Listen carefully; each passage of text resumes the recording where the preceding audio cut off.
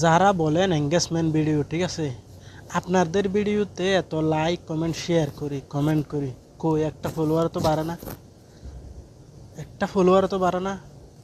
অনেকজনের ভিডিওতে like comment share করছি, ফলো করছি, ঠিক আছে, অনেকজনকে সাপোর্ট করছি।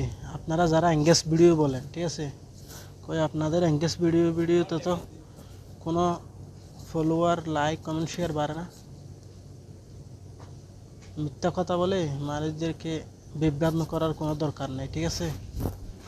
মিথ্যা কথা বলে কোনো বিভ্রান্ত করার, নিজের লাইক কমেন্ট শেয়ার বাড়ানোর কোনো প্রয়োজন নেই।